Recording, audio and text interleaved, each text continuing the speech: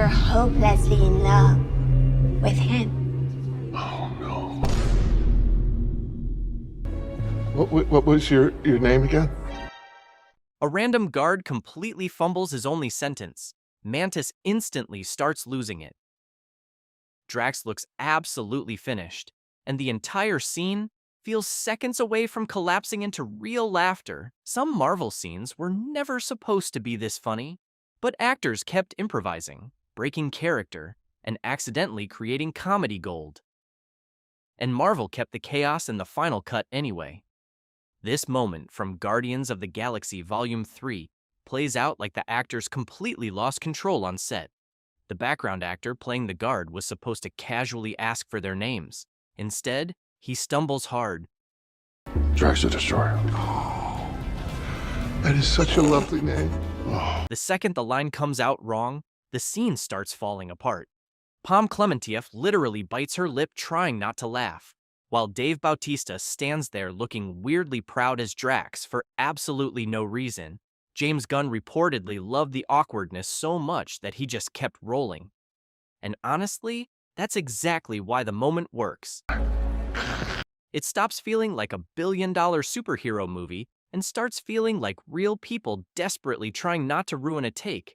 During a dead-serious briefing in The Avengers, Nick Fury is warning everyone about the end of the world.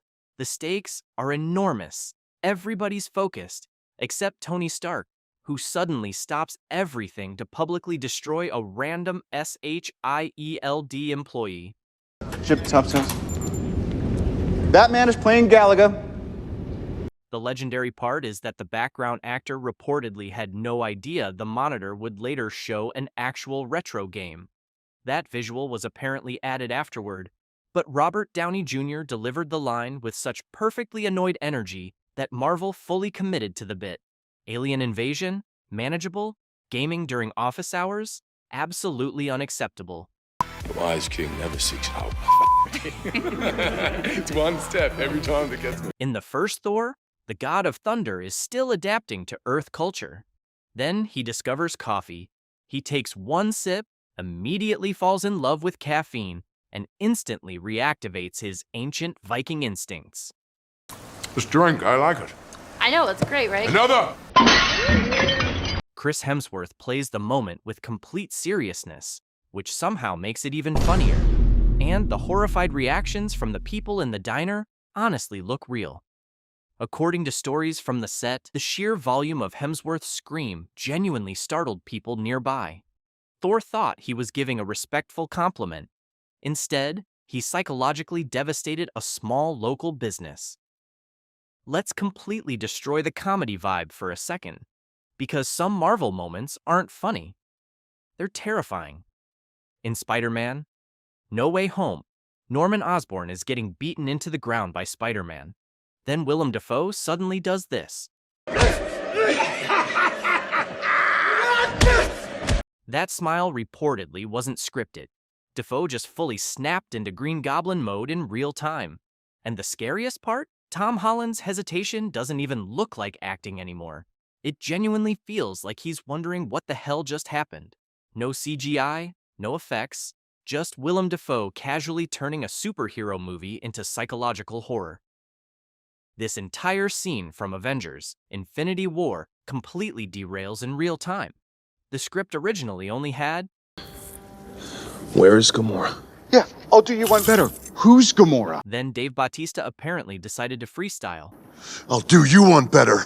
Why is Gamora? The line comes out of absolutely nowhere. For 1 second, Robert Downey Jr. and Chris Pratt genuinely look confused.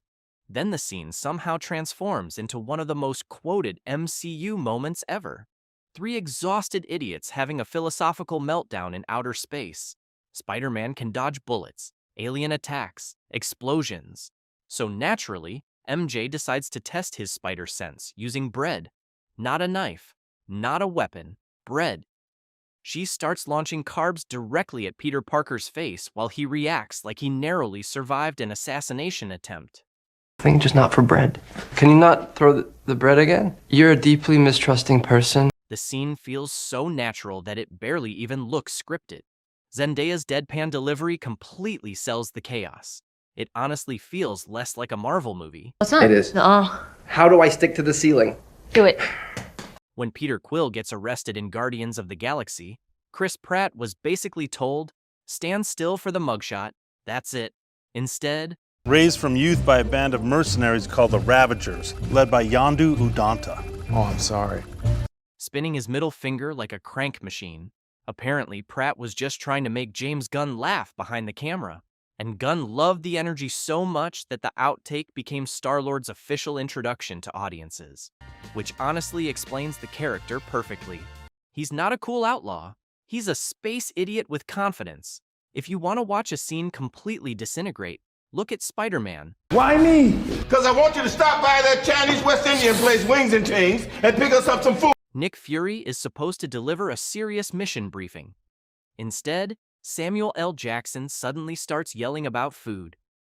Wings and Tings, and pick us up some food. Tom Holland immediately looks like his brain stopped functioning, because Nick Fury randomly screaming about takeout during a global crisis feels like somebody accidentally changed the channel halfway through the scene, and honestly, it wins. The Wakandan Council meeting in Black Panther was supposed to feel dignified and political. Then Winston Duke chose violence. Choking on their fuzzy adornments. You bald-headed demon. Show some respect, you two. Respect. These men should be ashamed to show their faces. Watch your tone, Jabari. Reportedly improvised. And, judging by the reactions in the room, nobody was prepared for it. The line lands with maximum disrespect.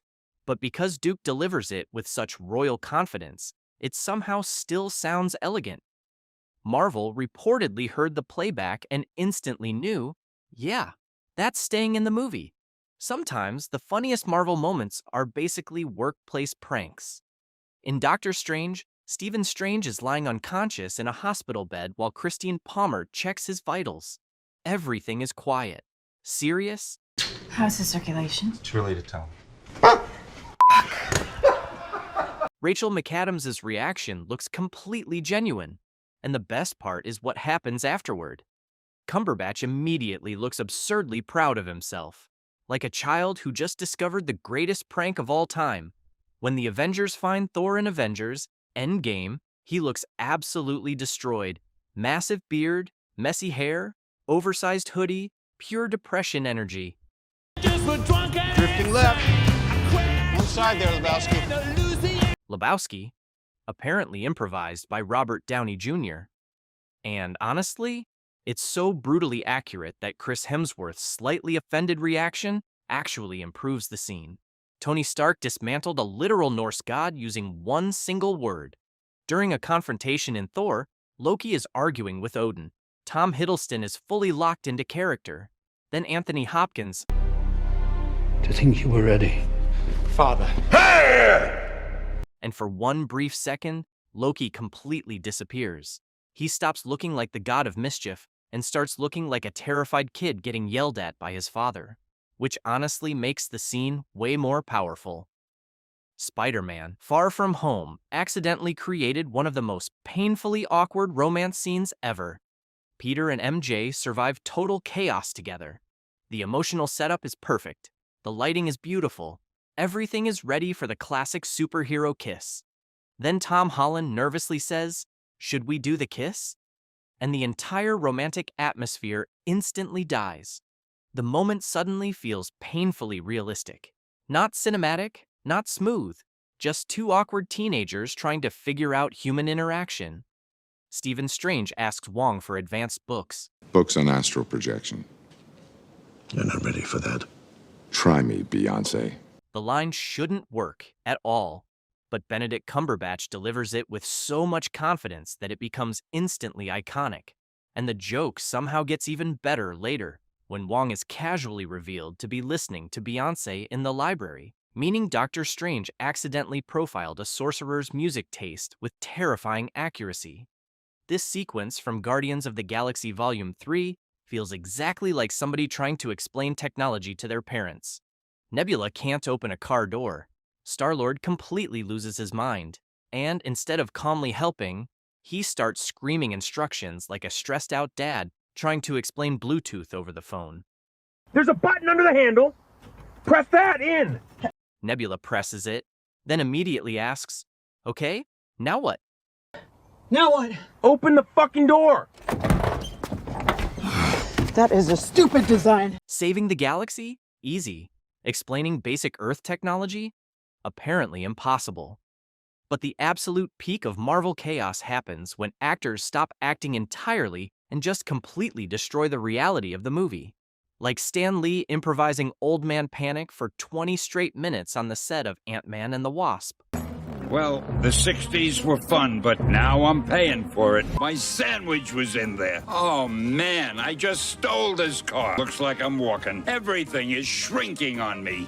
Or Tony Stark turning a deadly confrontation in Iron Man 2 into a nightclub request. Give me a fat beat to beat my buddy's ass. Completely blindsiding Rhodey. And finally, Tom Holland aggressively eating the floor mid-action in Spider-Man Far From Home, while Zendaya fully breaks character and screams, "Are you okay, idiot?"